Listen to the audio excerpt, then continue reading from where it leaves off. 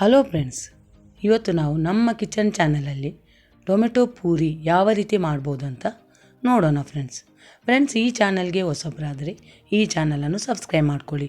Bell ಐಕಾನನ್ನು ಆಲಲ್ಲಿ set ಮಾಡಿದರೆ ನಾನು ಮಾಡೋ ವಿಡಿಯೋ ನಿಮಗೆ ನೋಟಿಫಿಕೇಷನಲ್ಲಿ ಬಂದುಬಿಡುತ್ತೆ ಇದನ್ನು ನೀವು ಮುಂಜಾನೆ ಬ್ರೇಕ್ಫಾಸ್ಟಿಗೆ, ಸಂಜೆ ಟೀ ಟೈಮಿಗೆ ಇದನ್ನು ಮಾಡ್ಕೋಬೋದು ಫ್ರೆಂಡ್ಸ್ ಇದು ಟೊಮೆಟೊ ಪೂರಿ ಮಾಡೋದಕ್ಕೆ ಮೇಯ್ನ್ ಇಂಗ್ರೀಡಿಯೆಂಟ್ಸ್ ಅಂದರೆ ಟೊಮೆಟೊ ಹಣ್ಣು. ಇಲ್ಲಿಗ 3 ಟೊಮೆಟೊ ಹಣ್ಣನ್ನು ತಗೊಂಡು ಮಿಕ್ಸಿ ಜಾರಲ್ಲಿ ನೈಸಾಗಿ ರುಬ್ಕೊತಿದ್ದೇನೆ ಫ್ರೆಂಡ್ಸ್.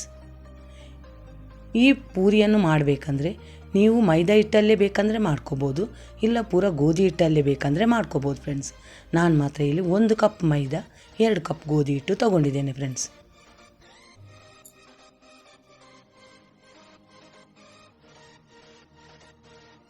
ಈಗ ನಿಮಗೆ ಖಾರಕ್ಕೆ ಏನಾದರೂ ಖಾರ ಬೇಕಂದರೆ ಒಂದು ಸ್ವಲ್ಪ ಜಾಸ್ತಿನೇ ಅಚ್ಕಾರದ ಪುಡಿ ಹಾಕ್ಕೋಬೋದು. ನಾನಿಲ್ಲಿ ಒಂದು ಅರ್ಧ ಚಮಚದಷ್ಟು ಅಚ್ಕಾರದ ಪುಡಿ, 1/4 ಚಮಚದಷ್ಟು ಅವಿಜ ಮತ್ತು ಜೀರಿಗೆ ಪುಡಿ, ಚಿಟಿಕೆ ಅರಶಿನ, ಒಂದು ಸ್ವಲ್ಪ ಗರಂ ಮಸಾಲ, ಮತ್ತೊಂದು ಸ್ವಲ್ಪ ಇಂಗು, ಒಂದು ಸ್ವಲ್ಪ ಉಪ್ಪು, ಮತ್ತೊಂದು ಸ್ವಲ್ಪ ಎಣ್ಣೆ ಫ್ರೆಂಡ್ಸ್.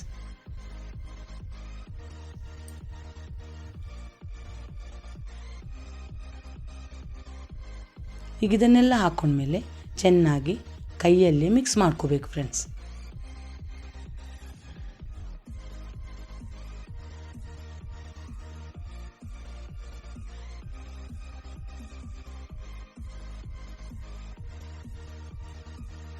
ಈಗ ಚೆನ್ನಾಗಿ ಮಿಕ್ಸ್ ಮಾಡ್ಕೊಂಡ್ಮೇಲೆ ನಾನು ಮಿಕ್ಸಿ ಜಾರಲ್ಲಿ ರುಬ್ಬಿಟ್ಟಂಥ ಟೊಮೆಟೊ ಪೇಸ್ಟನ್ನೀಗ ಹಾಕ್ಕೊತಿದ್ದೇನೆ ಫ್ರೆಂಡ್ಸ್.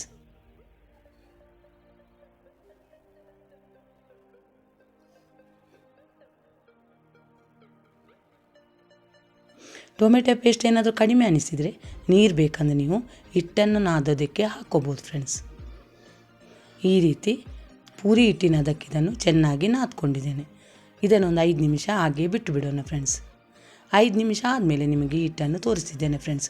ಹಿಟ್ಟನ್ನು ಎಷ್ಟು ನೀಟಾಗಿ ನಾದ್ಕೊತಿರೋ ಅಷ್ಟು ಉಬ್ಬಿದ ಪೂರಿ ನಿಮಗೆ ರೆಡಿಯಾಗುತ್ತೆ ಫ್ರೆಂಡ್ಸ್. ಈಗ ಇದನ್ನು ಸಣ್ಣ ಸಣ್ಣ ಉಂಡೆಗಳನ್ನಾಗಿ ಮಾಡ್ಕೊತಿದ್ದೇನೆ ಫ್ರೆಂಡ್ಸ್.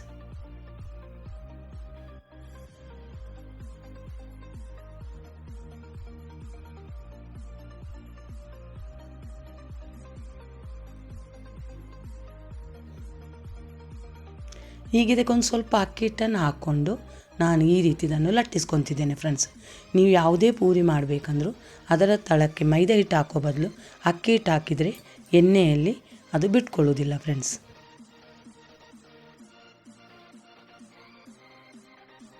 ಈಗ ಎಣ್ಣೆ ಚೆನ್ನಾಗಿ ಕಾದಿದೆ ಫ್ರೆಂಡ್ಸ್. ನೀವು ವಿಡಿಯೋದಲ್ಲಿ ನೋಡ್ತಿರ್ಬೋದು ಫ್ರೆಂಡ್ಸ್ ಯಾವ ರೀತಿ ನಾನು ಪೂರಿಯನ್ನು ಫ್ರೈ ಮಾಡ್ಕೊತಿದ್ದೇನಂತ.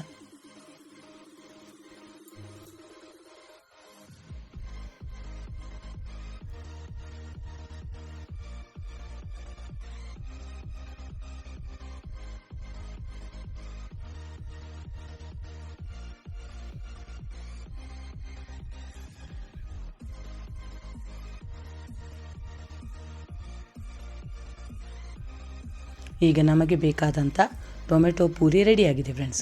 ಇನ್ನೊಂದು ಪೂರಿಯನ್ನು ಹಾಕ್ಕೊಂಡು ನಾನು ಫ್ರೈ ಮಾಡೋದನ್ನು ನಿಮಗೆ ತೋರಿಸ್ತಿದ್ದೇನೆ ಫ್ರೆಂಡ್ಸ್.